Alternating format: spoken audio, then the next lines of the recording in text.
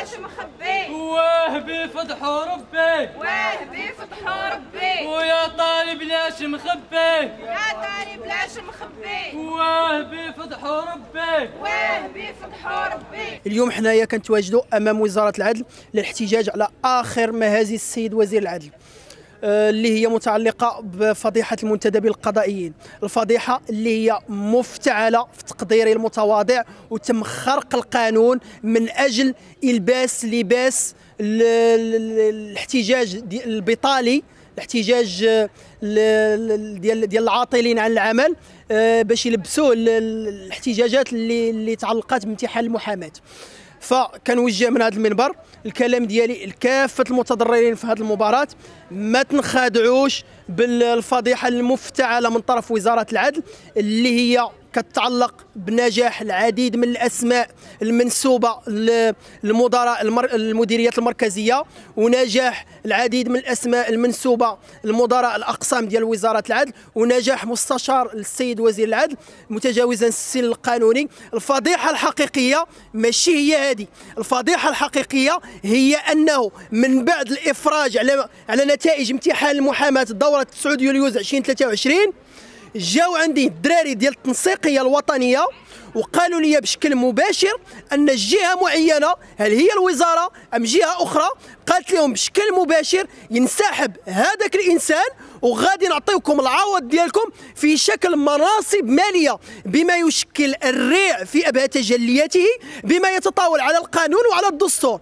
وانا التزمت الصمت من حينها الى حدود الساعه اليوم، التزمت الصمت الى حين الافراج عن النتائج اللي كانت فضيحه مختلف المقاييس. النتائج اللي جسدت نجاح ديال نسبه 100% من كل من ترشح من اعضاء التنسيقيه، واقول نسبه 100%. كنتكلموا على واحد النسبه اللي هي 100% في عدد مقاعد اللي هو 200 مقعد في مباراه ترشح لها ازيد من 118 الف واحد. انا اليوم بغيت نعرف شكون عنده مشكل معايا في هذه الوزاره؟ واش وزير العدل عنده مشكله معايا؟ واش المدراء المركزيين عندهم مشكله معايا ولا شنو؟ انا بغيت نعرف واش كيدفعوني الثمن ديال النهار اللي كانوا كيحاولوا من تحت الطبله بيع وسير في حالاتك وما بعت حتى شي واحد، واش اليوم كيحاولوا يوريوني ان هذوك اللي ناضلت من اجلهم كلهم كيبيعوني اليوم؟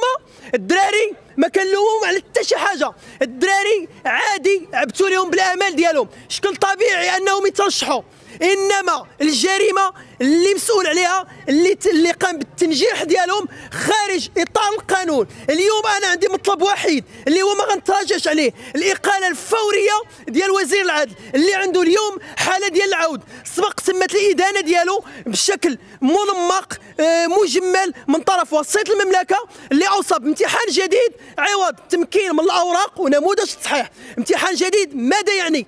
تطاول على المال العام، تطاول على المال العام، تطاول على القانون فيما يتعلق بايجاد حلول استثنائيه لمن تجاوزهم السن، واعتراف بثبوت مختلف المزاعم ديالنا.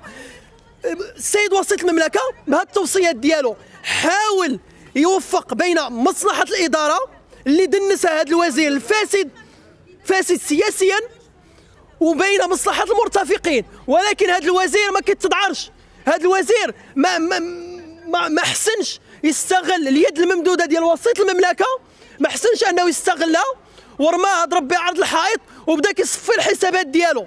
اليوم انا كنطالب بالاقاله الفوريه ديالته، ما كنعترفش باي قانون كيشرعوا هذا الوزير الفاسد سياسيا.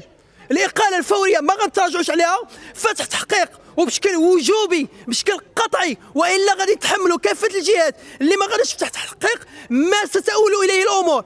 اليوم الامور ستؤول الى ما لا يحمد عقباه، وانا كنقولها والمغاربه كاملين يسمعوني وكنشهدهم، فرقبتهم دمي فرقبتهم، ما ستؤول اليه الامور كنحملوا لكافه الجهات اللي ما فتحتش تحقيق، وهذا الوزير اللي باقي في المقعد ديالو. لا تنسوا الاشتراك في قناة الأيام 24 وتفعيل خاصية الجرس ليصلكم كل جديد.